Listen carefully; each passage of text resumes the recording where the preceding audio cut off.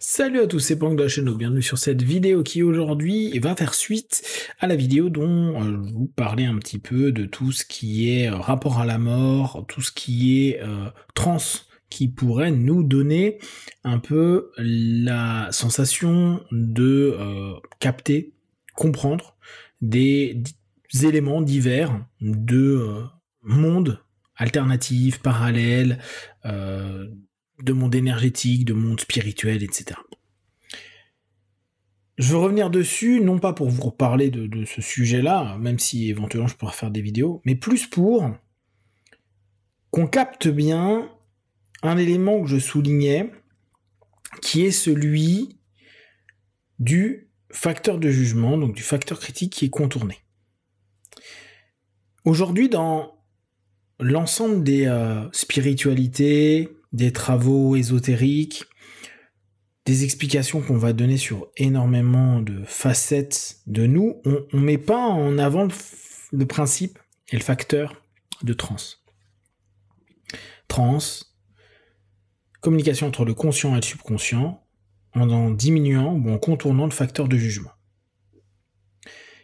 On ne le met pas en avant parce que la plupart du temps, on souhaite que l'auditeur de la spiritualité ou de la religion ou de la quête intérieure se dise qu'il est initiateur de quelque chose.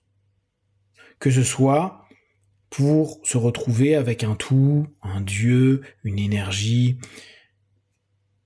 même si après, ils admettent que cette entité, énergie, dieu ou autre, laisse le libre arbitre.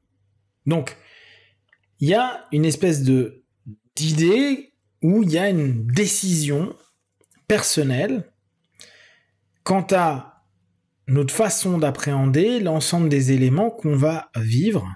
Et dans le domaine de développement perso, on a aussi cette notion-là à dire, en gros, prenez conscience de vous et vous allez, par vous-même, vous développer. Personnel, cette notion très personnelle. Comme si c'était nous, que nous, par nous, en nous. Le fameux « tout est en vous ». C'est hyper séduisant, c'est hyper agréable, parce que d'un coup, on se dit, la vie, est-ce qu'elle est, alors comme moi je vous le partage, elle n'a pas de sens et elle n'attend rien de vous. Pour certains, la vie a un sens et on attend quelque chose de vous, puis peut-être c'est Dieu qui vous a donné une mission, qu'importe. Dans le cheminement, c'est qu'on nous dit quand même, tu vas être le héros de ta vie, que ta vie n'ait pas de sens, que ta vie ait un sens, que tu aies une mission. Que ça vienne de Dieu, de ton énergie ou de toi-même, c'est toujours toi qui vas trouver ton chemin de vie. Tu vas être le héros de ta propre vie. En somme, ce qui est intéressant, c'est de se dire, je suis le moi, ou le moi éveillé, selon les cultures, en se retrouvant soi-même, dans sa pureté, dans son essence, etc., va du coup être libre, parce que souvent se retrouver soi-même, c'est devenir libre d'aller dans un champ de possibilités, où, après, il peut y avoir connexion avec les entités, les morts, voir des choses, vivre des NDE, etc., etc. Seulement, et je reviens à ce que je vous disais en introduction, la transe est la communication entre le conscient et le subconscient, en contrôlant le facteur de jugement, diminuant le facteur de jugement. Ok.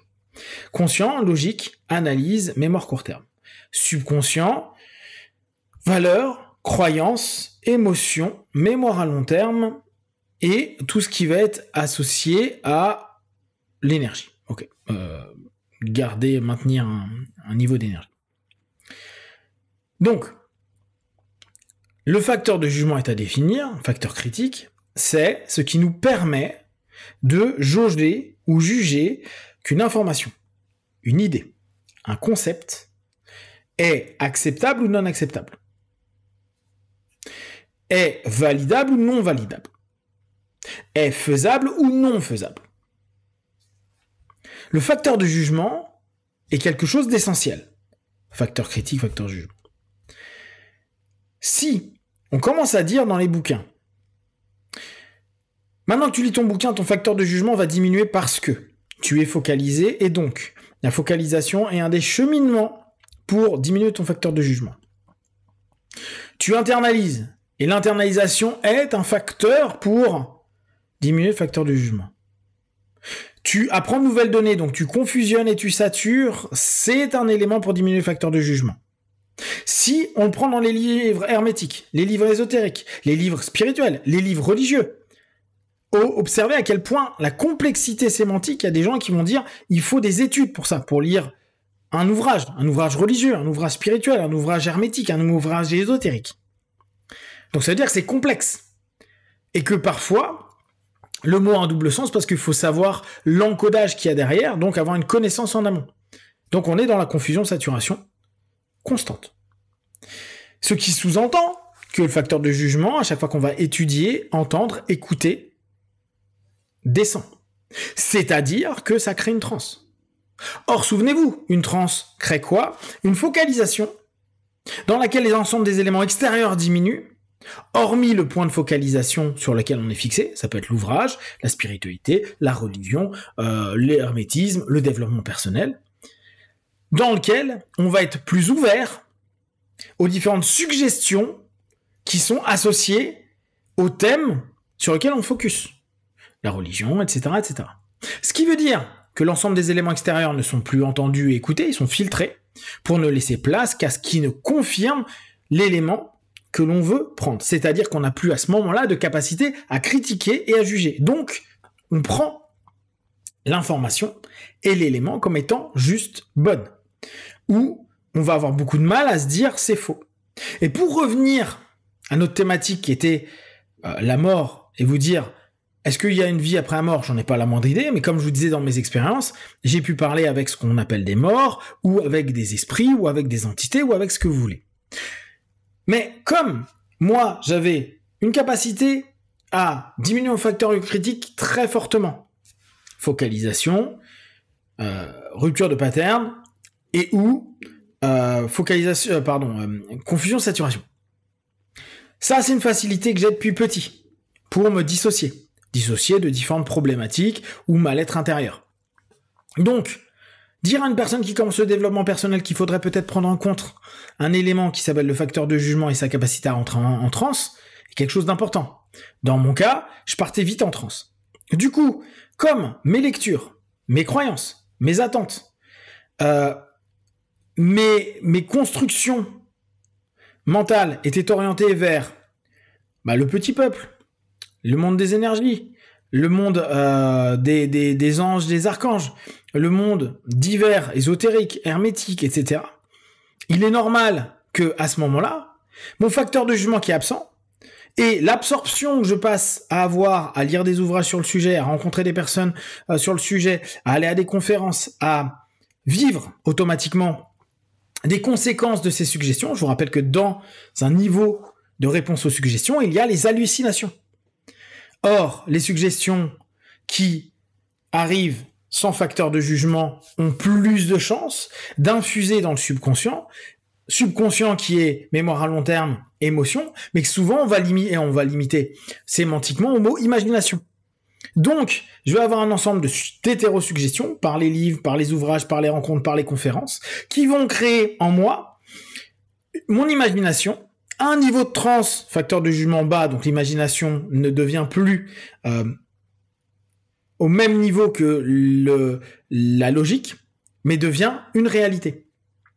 Et un des niveaux qu'on a dans la transe, c'est ce qu'on appelle le niveau somnambulique, les niveaux profonds, où il y a des hallucinations positives et négatives. Je peux voir des choses qui n'existent pas, et je peux ne pas voir des choses qui sont là existantes.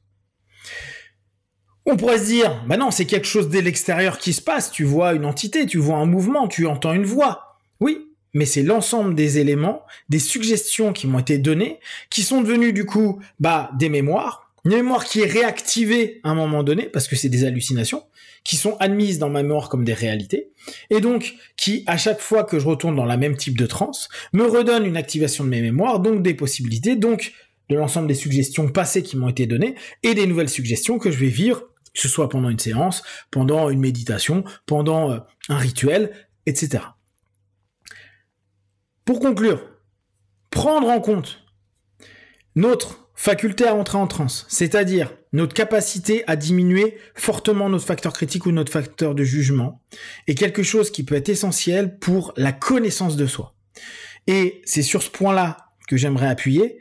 Dans l'ensemble des éléments qu'on travaille, on ne parle que très peu du facteur du jugement et de notre capacité à nous dire qu'à un moment donné, ce n'est plus vraiment nous, logiques et analytiques, qui allons faire, vivre et expérimenter des choses, mais un nous complet, souvent en transe, avec peu de capacité à juger, parce que on est dans le ici et maintenant de la transe. Or, souvenez-vous, dans énormément de spiritualité, ce qu'on demande, c'est de vivre dans un ici et maintenant.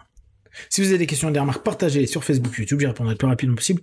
Comme d'habitude, de tout ce que je propose, n'importe quel qui est bon et juste pour vous, testez, observez, analysez, conclusez. Be one.